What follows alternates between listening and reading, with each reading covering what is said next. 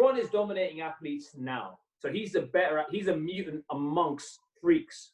Do you know what I mean? So Wilt was a mutant amongst like me and you. Do you know what I mean? Boys.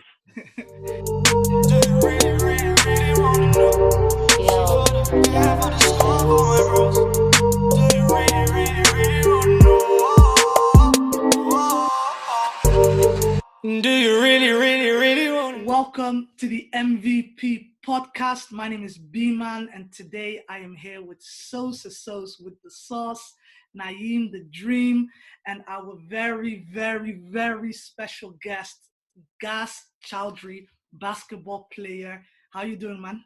I'm good, man. Thank you. Great introduction. Wicked, man. Yo, how's quarantine treating you, man? I'm getting fat. I'll tell you that right now. I think it's a way to get everyone fat because the supermarkets are still open. So, yeah, man. So your theory is the supermarket owners are behind all of this. Yeah, someone check Tesco's stock price right now. I think after everyone bought all the rice and everything, I think the price of rice has gone up slightly, you know? Exactly.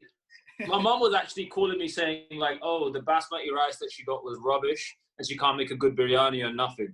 So I think it's all about the food giants, man. They caused it all. Guys, how are you guys doing? Yeah, I'm good, man. Good to be on with Gaz. Gaz, how you doing, man? Thanks for coming down. No worries, mate. Pleasure. Wicked. Sosa? Yo, I'm blessed, man. Everything's cool up in here, man. Just a bit weird, man. It's been sunny and I've been like, I want to go outside, but I was just itching. And it's like, have to keep indoors, man. Like, you want to go outside, but just have to keep indoors, man. Yeah. So, Gaz, tell the people a little bit about yourself. So my name's Gaz Choudhry. I play for the Great Britain wheelchair basketball team, and I play professionally out here in Spain, and I have done for the last 3 years. I've played professionally in Germany and Italy as well. So yeah, old man, kind of just hanging on, I think. But no, yeah, man. So just been playing professionally for over a decade. Been playing for GB for over a decade.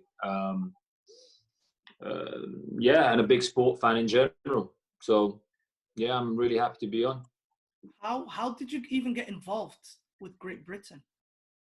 Well, it's a little bit different now. So I had my right leg amputated when I was 10 years old. I had a type of bone cancer in my knee. And I was super sporty before. Cricket and boxing were my two kind of main sports till about 10 years old. And then I tried a load of different sports. I was lucky my mom took me to try a few different sports. And they used to run like a little road show, like a tester session. And the second I started playing kind of wheelchair basketball, I fell in love with it. Yeah, that was pretty much it. And then carried on, made the GB junior team when I was 15, I think. Played all the way through when I graduated from uni. And then after uni, I decided to give sport a real go and the GB team a real go and make it my kind of profession, really, and my work. Yeah, Gaz, obviously, you know, the NBA season's shut down. I take it everything in Spain shut down as well, sports-wise. Completely, yeah. So it was mad. So we basically don't have a playoff here. It's annoying. It's pretty much the only nation we don't have a playoff. We have a Final Four. Okay. So the top 4 teams in the league out of the 10-team league, you play like the regular season, and there's no advantage to being first or fourth. As long as you're in the top 4 spot, you go to this weekend, really. And it's the big weekend that's kind of televised here on the equivalent of like BBC or whatever. So we basically played all season. At the moment, we're the second seed when the season got shut down. And we were hoping that they would still play the Final Four at some point. Because the 4 teams are locked in, they couldn't change anymore. Because we got 2 regular season games left or 3. But either way, the top 4 were locked in. So we kind of held out hope for that. But yeah, they shut that down too, so that nothing's happening. And we have something equivalent to sort of the Champions League for us, but it's done in like tournament form. So we played the first round of it. We qualified for the second round, which is the top 8 teams in Europe, in 2 pools. So 2 pools of 4 and 4. That's right. And then out of that, 2 top teams from each group then go to the final 4. That was supposed to be played in May. And we made that last year. We were on course to make that this year, and that got shut down too. So I know our leagues are done. I know all the kind of other sport leagues are done as well. It's just, yeah, the whole year is a wash, really. Oh, wow. How does that affect you guys financially? Are you guys still getting paid, or have they deferred you guys? Like, what is it that they expect? Well, we're really lucky. I think every club is different. So certain clubs have a kind of pay per season model, so where they only pay their guys for the season that they play. So I know a lot of teams, and certain teams have like bonuses. Every pay structure is different for every club. The way I've set up my contract, it's not like that. So I just have so I was contracted for a 3-year period rather than a season amount. And my deal was up in September, but I've extended for 2 more years. But all the players here, we've all taken the last 2 months, taken a voluntary 25% pay cut. So they've offered it in terms of you have a choice what you want to do.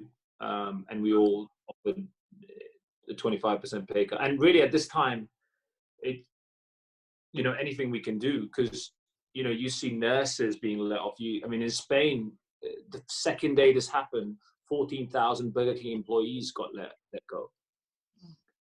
One of our main sponsors who the team belongs to has fired 1,000 people. So it kind of really puts everything in perspective. And 25% is, we've donated. We as a team and the players, we've donated to local charities and stuff as well. But we're really counting our blessings really in this scenario. Gaz, what teams you play for? Sorry, just to get on the record. Amiab Albacete. So my team is called Amiab Albacete. So we lost in the final last year to L'Union, and the year before we won the title for the first time. So we're one of the top 2 or 3 teams in Spain and one of the top 4 teams in Europe. MVP. Well, no MVPs this year. I don't know. Sosa. Yeah, so obviously with what's going on around the world, obviously NBA shut down, obviously Euroleague shut down as well. Have they ever mentioned about what's going to happen as far as restarting it, or what's going to happen? No, so like I was saying, so the last kind of information we got was look, the regular season's done. We're not going to finish the regular season, but there's going to be some hope that we can still, because Spain, we've already got the Final 4 set. We're going to wait and see if we can play the Final 4. And I think they set the date at 27th of May. I think maybe that was the final day that they said look, we could play it till the 27th of May. But the ruling was that you would have had to have every team would have had to have 3 weeks of training before you could play that. So I know they're lifting some of the lockdown tomorrow, but we're not allowed to go into the sports, or that's been quarantined off. So right. Basically, as far as we know, the season is completely done now officially, and no idea when the next season is going to kick off either. I imagine it should be earlier than normal because obviously the Olympics and the Paralympics have been cancelled. So our season normally gets pushed back because of those games. So maybe we'll start earlier. I don't know, but nothing so far. Everyone is kind of no idea. Yeah. Guys, I wanted to ask you. Do you know I'm a massive Olympic and Paralympic fan. I get proper into it. Tell us what is it like? What's the experience of being involved and being in I don't know what they call it, where everyone is staying and stuff. The village. The village, that's the one. Crazy, man. The games themselves are I would say it's hard to describe. It's because I play a team sport, obviously. If you play a team sport, it's different experience, I imagine, if you're an individual athlete. Because literally, it is the first time you're part of Team GB or Paralympics GB. But for us, like, we're already a team, and then we go and be a team within a team. And it's like basically you live. So my first games was London, and that was unbelievable. But in some ways it was weird because it was down the road from where I live. So like I know East London, like I literally was like, it was weird. So Rio felt in some ways almost more special to me because it was like going to another continent and another place. Whereas London was incredible for totally different reasons. But when you go in the village, it's like, you go in the dining hall, for example, right? And it's literally like the biggest like canteen you've ever seen. Like it's just full of athletes from all over the world. You're seeing like athletes in different sports. So you're seeing like these powerlifters that literally are just like doing nothing. And then they're going to be pressing like 500 kilos or whatever they press. And then you've got like volleyball players or basketball players that are like, we had at the last games, we had this Iranian guy who I think was the third tallest man in the world. And he was at over 8 feet tall. Like it was insane. Like seeing that and seeing him eat was like, you're trying not to look, like you're trying to like eat your own food, but you're looking over at this like 8-foot giant eating food. Yeah, it's hard to explain, but when you're there, it's like being at like a camp with your mates and the real world just kind of disappears. And it's its own little world really. And everything else is shut off. And then you got to obviously focus on the competition. But the Olympics and the Paralympics are really special, really special. It's hard to describe them, to be honest. What's your fondest memory from any of the Olympics, Gaz? Oh, you're breaking up. Sorry, Naima. No, what's your fondest memory from the Olympics? What sticks with you the most? In Rio, winning the bronze medal was amazing. It was proper amazing. Like we underachieved to a degree because we should have been in the gold medal game. I don't know if we would have won, but we should have been in the gold medal game. So Spain upset us, if that's the thing, in the semi-final. But just winning the bronze medal was amazing. I remember London was pretty cool. Coming out, the first game in London, I remember, and it was at the O2. I don't know what they were calling it during the Olympics and the Paralympics, but it was the O2 arena. And it's like, I don't know, 18,000 people or something. And for the first time you came out and you heard 18,000 people in the indoor arena, like, yeah, that was nuts. That was nuts. So that was a cool feeling and a cool experience. For me, I do remember the first time going to the dining hall in London was nuts. It was just like, there's just sight. Like, it's crazy. This doesn't happen in the Olympics. It happens in the Paralympics. But I saw this ginormous Chinese dude, like he must have been 7 foot plus, without any arms, and he was eating with his feet, like cutting up food with like a knife and a fork with his feet and eating with his feet. And I was just like, whoa. Wow. Yeah, that was, I remember, like, I was like, what am I looking at right now? But it was mad. Like, he was huge, and he had his like feet up, and it was a madness. It was a madness. That's crazy. Yeah, it was a madness. But that was something I remember. Well, that is iconic. Yeah. Gaz, I know you wanted to talk about the NBA as well. You said you wanted to talk about the NBA when the season resumes. So when do you think the NBA season is going to resume, or is it going to resume at all? I hope it does. I really, really hope it does. Because I'm a Laker fan first, so we had a real shot this year. Yes. Sacramento. He's a Sacramento Kings fan. I'm a Kings fan. Don't ask me why, Stam. I'm sorry, bro. I'm sorry. No, I'm used to it. Don't worry. Oh man. Yeah. So Sacramento might be losing their team. I heard. I don't know if you've heard of that. They're thinking about moving their team to Vegas or something. Yeah. They've been talking about that for the last few years, actually. Yeah. They've talked about that a long time. Yeah, I don't know if it's gonna happen. The guys in Sacramento, the fans in Sacramento, they are like diehard. I think they've stopped it once before, so I don't know if they're gonna do it again. I'll probably still support the team if they went to Las Vegas. Give me an excuse to go there. Gaz, what is your most memorable game? NBA game. Yeah. I've got a couple, you know. I've got a couple.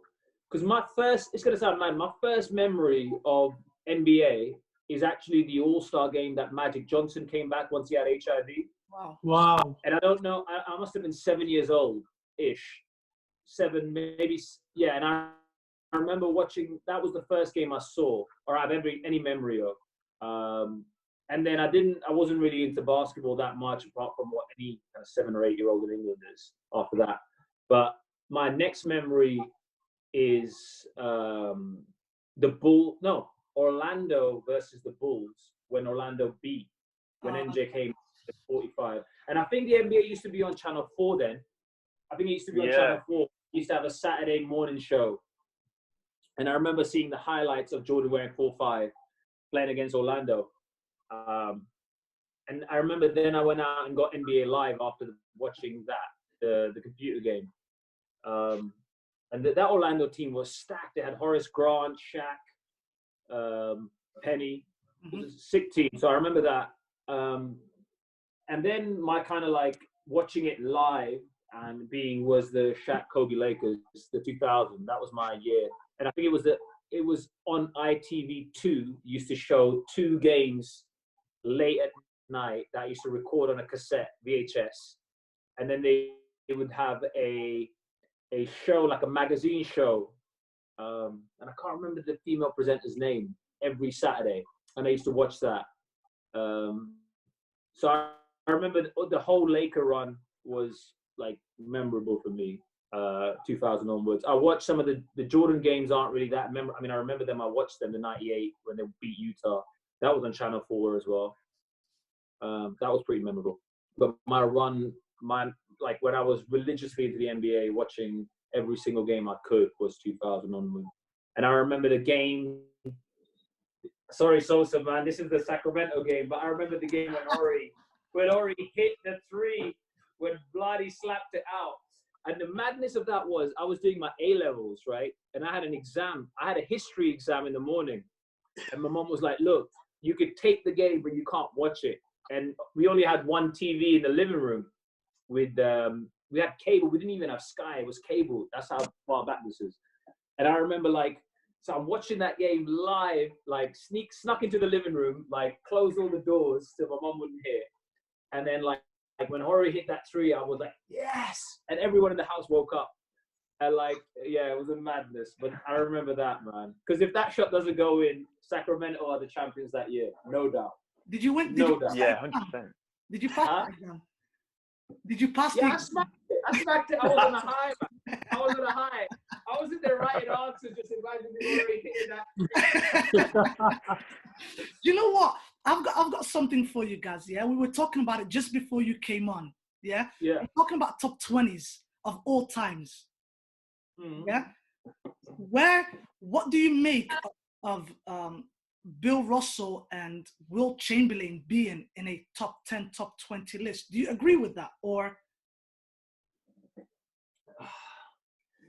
Well, Wilt's stats are undeniable, and Bill's rings are undeniable. But you got to remember, Boston Celtics won all those rings, but they're the only team in the league who could afford to scout outside their own state, right? Mm-hmm. So that is a context of the fact that they had the resources. That it's like saying Arsenal, Chelsea, Fulham, Man City can only have players on the field that are from that city. But all of a sudden, Man United can go out and get players from anywhere in the country. Do you get what I'm saying? So Boston's rings, yes, levels. 11 rings is 11 rings. But it's contextual. And Wilt's stats, again, is the same. Like, I don't want to say that he played against, like, waste men. But No, I don't want to say that. But you have to put context in terms of, you know, it's like if you put LeBron in that era with that pace, with the pace that they played at, with people like LeBron is dominating athletes now. So he's a mutant amongst freaks. Do you know what I mean? So Wilt was a mutant amongst like me and you. Do you know what I mean? Boys. And that's, to be fair, that's what I was saying. Sosa? The reason why I was mentioning, because I was the one who brought Wilt Chamberlain, was same with LeBron. If you brought Wilt Chamberlain to today, he would be on like an absolute tank. Like, forget what I mean. Shaq is an obvious example of what a dominant player would look like, but he would be like, he was like 7 foot odd with the wingspan of like almost 8 foot. Like this guy, and he not only was he like tall and athletic, he could jump out of the gym. Like I think at that point he would just dominate most of the NBA as well. Like, I think that's why I couldn't just not have him in the top 20. He'd be my top 20 if I had to pick a top 20. He'd be there. Yeah, top 20. I think top 20 is top 20 is fair. Yeah, top 10. I'll probably, you know, you could even say top 10, because so imagine a future, right, where there's a league, but everyone is the athlete that LeBron is now. Would people be saying, "Oh, LeBron couldn't do this in this league now"? Yeah, it's about relevance, isn't it? It's about current times. Eras. But in that, I don't think Shaq could play today. I think it's too fast. I think you're right. I think it's the exact same with Wilt Chamberlain. I don't think he could play in this time where it's all about pace and space. I don't think he can move the same way. We had this conversation before where even 7-foot centers are expected to shoot threes now. I don't think Wilt Chamberlain would be able to change his game. I think it's easier to dominate in an era where you are, like Gaz mentioned, where you are a physical specimen amongst people that are nowhere near you. And a lot of the videos you can actually see where people they dump it into Wilt, and Wilt just lay up very, very easily, because there's not anyone that can guard him. But if he had, for example, and I know this is going to sound really bad, guys, I have really weird takes and awkward takes, but it's kind of like if you took Rudy Gobert back in those times, I can guarantee you he would average more points then than now. Of course. He ain't doing 50-point a game, so he ain't doing Wilt numbers. With that, why not? He would not be doing Wilt numbers. He 100% would not be doing Wilt numbers. No. That's what I'm saying. That's how you know he's different. That's what I'm saying. He's different. Like that guy's in his third season averaged 50 points a game. Okay, but you look at it. So even if you think about it, right? Did he win the title that year? No. He was able to go and say, "I'm just going to lead the league in assists the next year." Like, I'm saying that his advantage was so great. It's like me playing against like children. Like, for me to be able to like pick and choose my stats, my advantage has to be so great. Yeah, that's the only reason I say. Like, for me, it's impressive. Don't get me wrong. Like, Oscar averaging a triple-double is impressive. But I look at it in terms of, I remember years ago, right, in the late 90s and 2000s, when it was 25, 5, and 5 was the measure, right, of 25, 5, and 5. But now, with the pace, it's 25, 9, and 9 is the measure, really, of this, is the equivalent of 25, 5, and 5. So stats are relative. And the fact that Wilt could go from averaging 50 to then saying, I'm just going to average 17 assists or whatever the hell he averaged in a season, shows you, like, one, his team was letting him do that, and two, his advantage was so great. Now, could he do that now? No. And the reason I don't think he could do that now, offensively, he may be able to score. But for me, the reason Shaq can't play now is he can't defend the pick and roll. Shaq can't defend the pick and roll. Wilt can't defend the pick and you've got to step. So the biggest thing is, if you watch any games, even from 2000s, right, on the pick and roll, and you see guys like Kobe and MJ and those guys, they come off the pick and roll and they want to take the mid-range shot. Guys are legit just not even taking the pick. They're hiding behind the screen and shooting at 28-footer. What's Shaq going to do with that? Yeah, I mean, obviously they always go underneath the screens, but the guy's wingspan is that long that he could probably defend both. Like, he could legit do that if he wanted to. Like, it gets to a point where the guy he's marking in front of him is just gonna try and get past him, but he'll be in the lane and near the 3 line. That's how wide he is. You think Will was a better athlete than or JaVale McGee? You think he was a better athlete than those two guys? What were the two guys again? Sorry, Gaz. What were the two guys again? JaVale McGee, did you say? Two guys I think are just as athletic as Will. Wow. Right? I'd say Gobert, JaVale, and DeAndre Jordan. All three of those guys. This guy was. He was as tall as them, but he was like, imagine LeBron James being that tall. That's like the level that he was at. Like, he had a 50-inch vertical, they said at one stage. 50-inch. I don't buy that. I don't buy no 50-inch. I'm trained. I've been in the gyms with Olympic high jumpers, and they're not doing 50-inch jumps. So don't miss me with that. Fine. That's cool. I ain't gonna argue with you. I ain't gonna stand in front of you, so I can't go any more than that. But what I am gonna say is, you remember DeAndre Jordan at Lob City? I don't see Wilt doing none of that. He didn't have Chris Paul, that's why. Yeah, if he had Chris Paul. That's true. Chris Paul was the engine for that. All right, yeah. Cool, man. We're going to have to put a stop to it there. Gaz, I've genuinely enjoyed this. Thank you so much for coming on. Man, my pleasure. I'm going to plug your socials underneath for anyone that wants to go and follow you. Guys, thank you so much for coming. Sosa, do you want to line? If you like the video, please, guys, like the video. Subscribe if you're new. Share with your friends. We do appreciate that. All the love. Thank you for that. B-Man, lead us out. Guys, if you ever want to come back on again, please, you're more than welcome at any point. Even if it is like a random basketball conversation, because I've actually learned a couple of things today from you. I'm down, bro. Even boxing, bro. I'm a big boxing. You know, we're going to talk about that. Wicked. We're going to talk about that. Wicked. Anyway, we'll be back again soon. Peace. Thanks, guys. Take care, man.